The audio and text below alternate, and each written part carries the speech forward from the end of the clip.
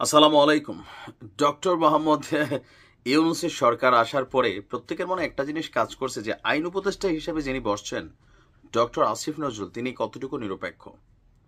Doctor Asif নজরুলের শাশুড়ি অভিনেত্রী মেহের আফরোজ শাওন, এই সরকার আসার পর তার বিভিন্ন স্ট্যান্ড বঙ্গবন্ধুকে নিয়ে বা বিভিন্ন বিষয়ে এই সরকারের সাথে তার একটা আভ্যন্তরীণ সাংঘর্ষিক অবস্থান কিন্তু প্রকাশ করেছে। ইভেন যারা ধরেন ডক্টর মোহাম্মদ ইউনূসের ফ্যান ফলোয়ার আছেন, বিশেষ করে সাংবাদিক ইলিয়াস বা পিনাকি দাদারা, সবাই কিন্তু মেহের আফরোজ শাওনের পিছনে খুব শক্তভাবেই লাগছেন। সর্বশেষ মেহের আফরোজ শাওনের ইস্যুতে একটা ডকুমেন্টারি বানিয়েছিলেন সাংবাদিক ইলিয়াস, যেখানে মেহের আফরোজ শাওনের বাবার দ্বিতীয় স্ত্রী নিয়ে এখানে পারিবারিক নির্যাতন, তারপর হচ্ছে স্বামীর অধিকার না পাওয়া, টাকা দিয়ে সেটেলমেন্ট করা এবং মেহের আফরোজ শাওন ক্ষমতাকে ব্যবহার করে নানান ধরনের ভূমিকা নিয়েছেন, এরকম একটা ডকুমেন্টারি ছিল, খেয়াল আছে তো?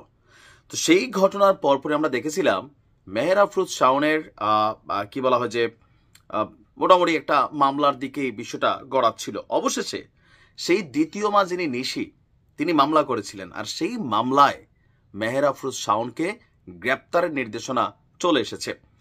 অভিনেত্রী এবং নির্মাতা মেহের আফরোজ শাওনের বিরুদ্ধে গ্রেপ্তারি পরোয়ানা জারি করেছে আমাদের আদালত। আপনার 22 এপ্রিল গতকালকে ঢাকা মহানগরের প্রথম অতিরিক্ত চিফ মেট্রোপলিটন ম্যাজিস্ট্রেট আদালত এই গ্রেফতারি আদেশ জারি করেছে।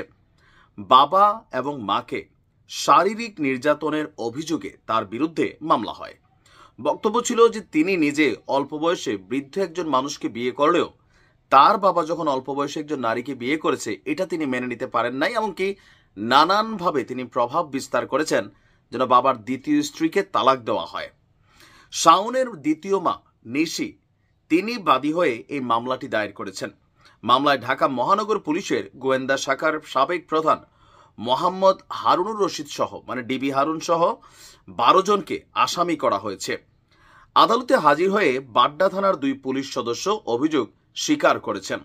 তারা বলেন, বাড্ডা থানার তৎকালীন ওসির নির্দেশে তারা বাদী নিশি ইসলামকে আটক এবং নির্যাতনে অংশগ্রহণ করেছিলেন। শাওন, ডিবি হারুন সহ বাকি আসামিরা আদালতে হাজির না হওয়ায় তাদের বিরুদ্ধে গ্রেপ্তারি পরোয়ানা জারি করেছে আদালত। আদালতের আদেশে সন্তুষ্টি প্রকাশ করে শাওনের দ্বিতীয় মা নিশি ইসলাম বলেন, আমরা চাই আসামিদের শাস্তি হোক। শাওন এই মামলায় অনেক প্রভাব বিস্তার করেছিল তৎকালীন আওয়ামী লীগ সরকারের আমলে, আমাদেরকে মারধরও করেছে সে। 2024 সালের শুরুর দিকে শাওনের বাবা ইঞ্জিনিয়ার মোহাম্মদ আলী একটি ম্যারেজ মিডিয়ার বিয়ের জন্য পাত্রী চাই বিজ্ঞাপন দিয়েছিলেন শেষ বয়সে এসে। সেই বিজ্ঞাপন থেকেই শাওনের দ্বিতীয় মা নিশির সাথে পরিচয় হয়। তো নিশি শাওনের বাবার তুলনায় অনেক ছোট বয়সে। এই ঘটনা জানার পর বাবার উপর শারীরিক এবং মানসিক নির্যাতন চালায় শাওন এবং তার পরিবার। এ সময় শাওন ও তার অন্যান্য ভাই বোনেরা ক্ষমতার প্রভাবে দ্বিতীয় মা নিশিকে 6 মাসের জেলেও পাঠান। তো এরপরে দীর্ঘদিন যাবৎ তিনি বিষয়টি নিয়ে খুব বেশি মুভমেন্টে যান নাই, বাট সরকার পতনের পর সাংবাদিক ইলিয়াসের কাছে একটা মেইল তিনি করেছিলেন, সেখান থেকে তিনি ডকুমেন্টারি করেন এবং পরবর্তী সময় তার বিরুদ্ধে মামলা দায়ের করা হয় শাওনের বিরুদ্ধে। আর সেই মামলাতেই অবশেষে গ্রেপ্তারের ইস্যুটা সামনে আসছে। এখন প্রশ্ন, আমাদের আইন উপদেষ্টার মা মেহের আফরোজ শাওন কি গ্রেপ্তার হবেন? আর যদিও হয় কত দ্রুত জামিন পাবেন? এরকম নানান প্রশ্ন মানুষের মধ্যে কাজ করছে যে সরকার কতটুকু নিরপেক্ষ। এখন আসলে একটা কনফ্লিক্ট ইস্যু চলে আসছে, দেখা যাক কি হয়। ভালো থাকুন।